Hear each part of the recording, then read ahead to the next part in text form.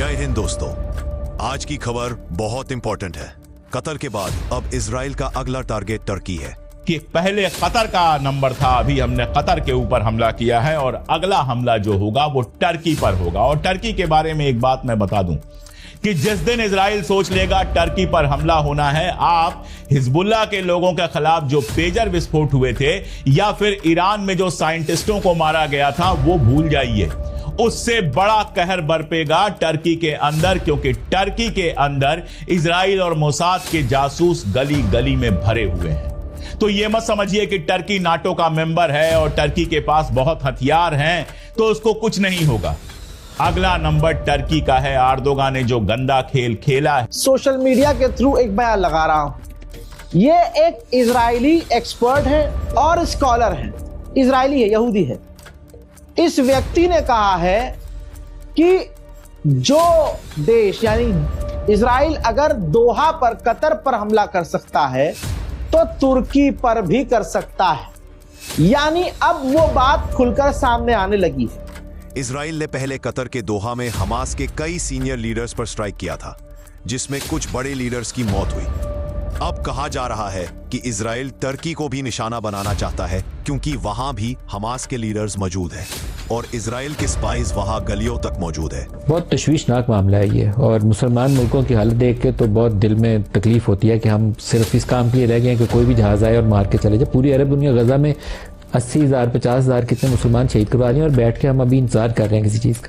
वो सबसे ज़्यादा बज़ाहिर एक हैरानकुन खबर है और इसके क्या असरात होंगे, नहीं होंगे, कैसे होंगे, हम आपकी खिदमत में अर्ज़ करते हैं। वो ये कि करीबन कुछ छठा मुल्क है जिसको इसराइल ने पिछले कुछ हफ्तों में निशाना बना डाला है। वो यहाँ बिल्कुल लगता है कि एक शख्स है या एक मुल्क है जिसको बिल्कुल आज़ादी है, कोई रोक टोक नहीं, उसका जब जहाँ जैसे जिस तरह जी चाहेगा वो करेगा।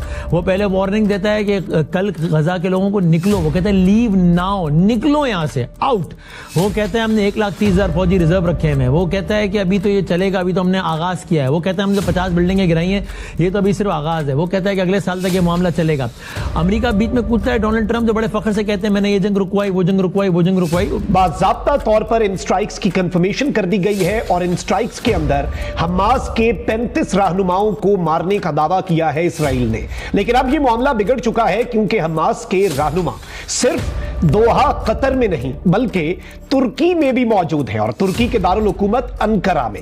इस वक्त नाज़रीन इकराम, तुर्की के दारुल हुकूमत पर बमबारी के हवाले से बहुत बड़ा ऐलान हो चुका है और अब यह जंग बाज़ाब्ता तौर पर एक बहुत बड़े तनाज़े में फैलती हुई नजर आ रही है, क्योंकि यूनाइटेड अरब एमिरेट्स और सऊदी अरेबिया, इन दोनों ममालिक ने इस तनाज़े के ऊपर जो मौक़िफ़ दिया है वो बहुत दिलचस्प है। और इस सब के अंदर यूं लग रहा है कि अब अरब ममालिक मिलकर बाज़ाब्ता तौर पर इसराइल का जो एक एक्सपेंशनिस्ट एजेंडा है उसके खिलाफ खड़े होने का स्टैंड लेने जा रहे हैं। ये सारी की सारी डिटेल्स और एक इंतहाई न्यूट्रल एनालिसिस इस पूरी सूरत हाल का आपके सामने रखना है।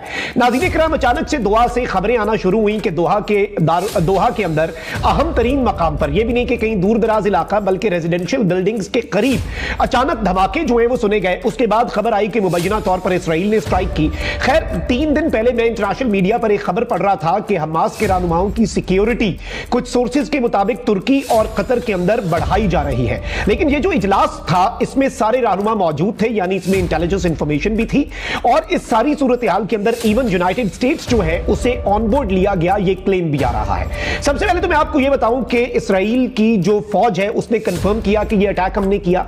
इसके बाद इसराइल के वजीर आजम बेंजामिन नेतन्याहू ने स्टेटमेंट दिया और उसने कहा है कि Israel initiated it, Israel conducted it and Israel takes full responsibility. यानी इसराइल ने इसका आगाज किया, इसराइल ने इस स्ट्राइक को मुकम्मल किया और इसराइल इस स्ट्राइक की मुकम्मल जिम्मेदारी लेता है। इससे ज्यादा क्लियर स्टेटमेंट वो नहीं दे सकता था। अब नाज़रीन इकराम, जो रिपोर्टेडली हमास के मेंबर्स जो टारगेट हुए हैं उनके नाम सामने आ रहे हैं। खालिद मशल, खलील अल हया, जाहिर जबरेन, मोहम्मद दरवेश, हुसाम बदरान, ताहिर अल नोनो और मूसा अबू मरजुक। अब ये कंफर्म फिगर्स नहीं है, लेकिन जो अल जजीरा है उसके मुताबिक मुताबिक कतर के जो मेडिकल सोर्सेज हैं वो बता रहे हैं कि 35 का फिगर है।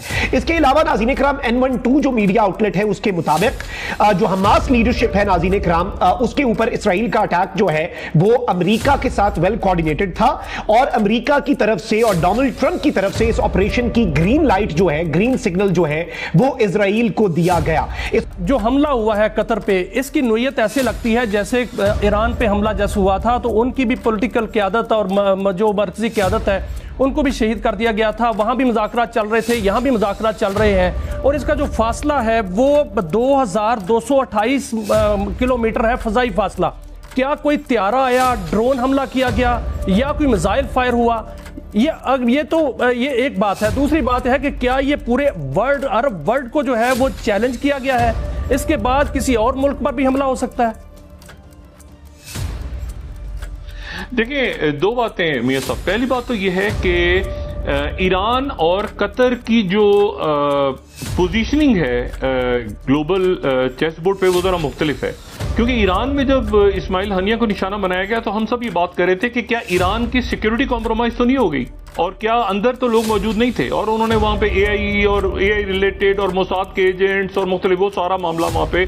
और ये ना सिर्फ ये कि इस्माइल हनिया, बल्कि उसके बाद जब ईरान और इसराइल की जंग हुई तो उसके दौरान भी आप के ज़हन में होगा कि उनकी जो अस्करी क़यादत थी उनको निशाना बनाया गया ईरान में, और वो कहा यह गया कि वो ईरान के अंदर ही उनको मुख्तलिफ मोसाद के एजेंट्स मौजूद थे जिन्होंने निशाना बनाया उनके अस्करी शख्सियात को, इमारतों को। बल्कि इस्माइल हानिया के बारे में तो ये बात की गई कि 2 महीने पहले से वहाँ एक्सप्लोजिव रखे हुए थे उस इमारत में जहाँ पे वो उन्होंने क़याम करना था। अब आपने जो नुकता उठाया ये बड़ा इंपॉर्टेंट है। पोजीशनिंग के हवाले से मैं कहूँ कि ईरान के अंदर तो ये सिक्योरिटी, लेकिन कतर एक ओपन जो है वो मुल्क है, और दोहा में आप देखें, दोहा में जो है वो सेंटकॉम की एयरबेस भी है। और जब ईरान पे अटैक हुआ था तो आपको याद होगा कि ईरान ने जवाब में कतर के ऊपर भी एक मिसाइल दागे थे उस रात को, लेकिन कतर ऑन बोर्ड था। यानी कतर को यकीनन ईरान ने पहले बता दिया था कि भाई हम यहाँ पे अटैक करेंगे, लेकिन यह कि आप उसके नतीजे में वो बेसिस खाली हो गई थी सेंटकॉम की और सारा मामला हुआ था। तुर्की के प्रेसिडेंट एर्दोगान ने इजराइल के इस अटैक की सख्ती से निंदा की है और कहा है कि इजराइल की ये पॉलिसी सिर्फ शांति नहीं बल्कि जंग को बढ़ावा देने वाली है। इजराइल ने यह भी स्पष्ट कर दिया है कि जो भी एक्शन वो करता है वो अमेरिका के कोऑर्डिनेशन में होता है और पूरी जिम्मेदारी उठाता है। हालात बहुत ही टेंस है और इजराइल अपने दुश्मनों से बदला ले रहा है। पाकिस्तान में भी लोग डर रहे हैं कि कब इजराइल या किसी और पार्टी उन पर भी अटैक कर सकती है। इस सिचुएशन मिडिल ईस्ट और रीजनल पे हम आपको अपडेट्स देते रहेंगे।